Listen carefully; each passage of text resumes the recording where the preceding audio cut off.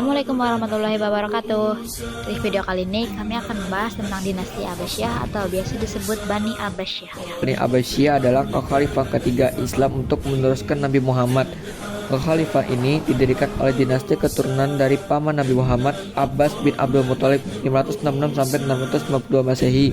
Dinasti Abbasiyah memerintah sebagai khalifah di Baghdad, Irak setelah menggulingkan kekhalifahan Umayyah dalam revolusi Abbasiyah pada 750 Masehi.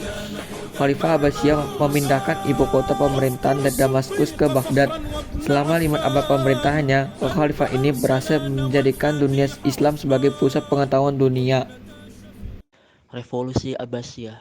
Kekhalifahan Abbasiyah berusaha menggulingkan kekhalifahan Umayyah karena mengklaim sebagai penerus sejati Nabi Muhammad karena berdasarkan garis keturunan mereka yang lebih dekat.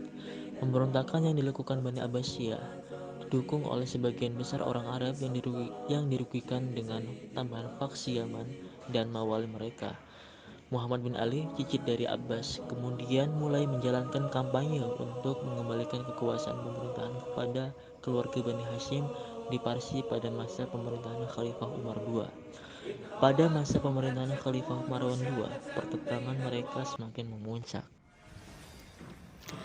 Pada masa itu, perpustakaan berperan layaknya universitas pada zaman sekarang. Kesejahteraan sosial, kesehatan, pendidikan, ilmu pengetahuan, dan kebudayaan berada pada zaman keemasannya. Hal tersebut menjelaskan perkembangan pada bidang ekonomi, pendidikan, dan hukum pada masa dinasti Abbasiyah. Pada masa inilah negara Islam menempatkan diri sebagai negara terkuat dan tak tertandingi. Periode pertama pada tahun 750 Masehi sampai 847 Masehi disebut periode pengaruh Persia pertama. Selanjutnya periode kedua pada tahun 847 Masehi sampai 945 Masehi disebut periode pengaruh Turki pertama. Selanjutnya periode ketiga pada tahun 945 Masehi sampai 1055 Masehi, masa kekuasaan dinasti Bani Buayyah dalam pemerintahan Khalifah Abbasiyah disebut juga masa pengaruh Persia kedua. Selanjutnya ada periode keempat pada tahun 1055 Masehi sampai 1194 Masehi, masa kekuasaan Daulah Bani Seljuk dalam pemerintahan Khalifah Abbasiyah disebut juga dengan masa pengaruh Turki kedua.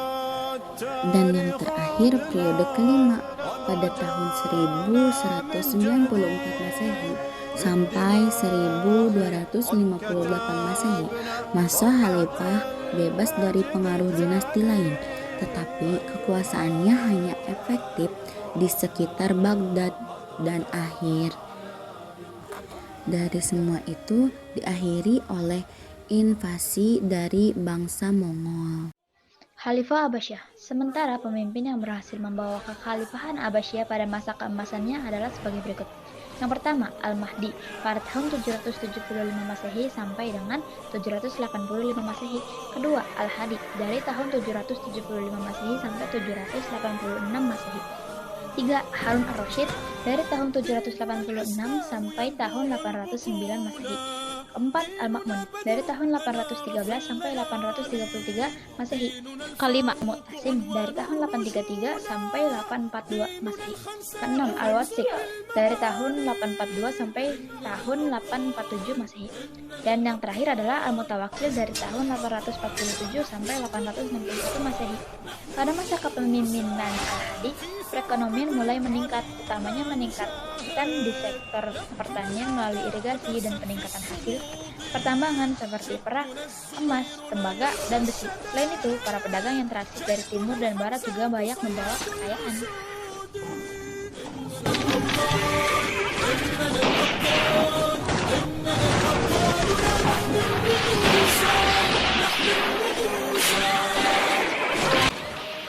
Pada masa Khalifah Harun ar-Rasyid dan putranya Al-Ma'mun, kekayaan negara banyak dimanfaatkan untuk keperluan sosial, seperti mendirikan rumah sakit, lembaga pendidikan dokter, dan farmasi.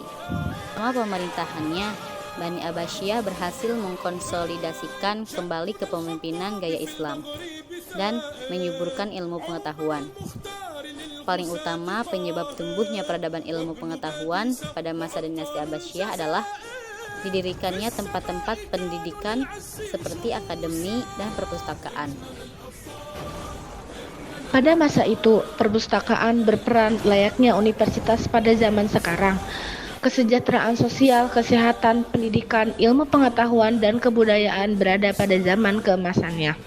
Hal tersebut menjelaskan perkembangan pada bidang ekonomi, pendidikan, dan hukum pada masa dinasti Abbasiyah. Pada masa inilah negara Islam menempatkan diri sebagai negara terkuat dan tak tertandingi. Jatuhnya kekhalifahan Abbasiyah, runtuhnya kekhalifahan Abbasiyah dipengaruhi oleh beberapa faktor sebagai berikut. Yang ke satu itu ada persaingan antar bangsa.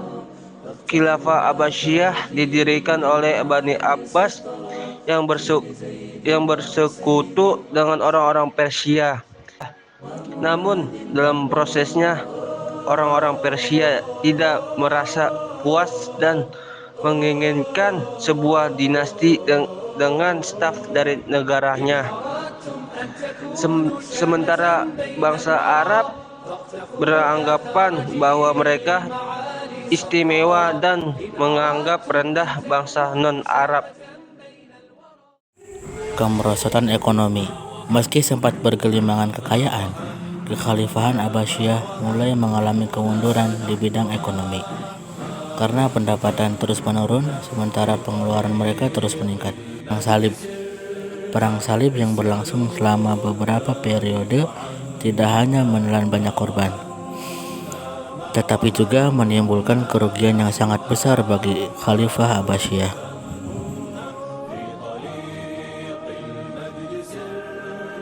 Serangan bangsa Mongol dan jatuhnya Baghdad pada tahun 1258 Masehi, tentara Mongol yang berkekuatan sekitar 200 orang menyerang Baghdad. Penguasa terakhir kekhalifahan Abbasiyah benar-benar tidak berdaya membendung tentara Mongol sebanyak itu. Jatuhnya Baghdad ke tangan bangsa Mongol secara otomatis mengakhiri kekuasaan Bani Abbasiyah.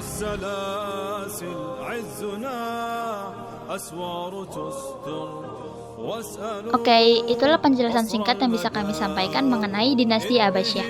Kami adalah manusia biasa yang tak lepas dari dosa. Jadi wassalamualaikum warahmatullahi wabarakatuh. Thanks for watching.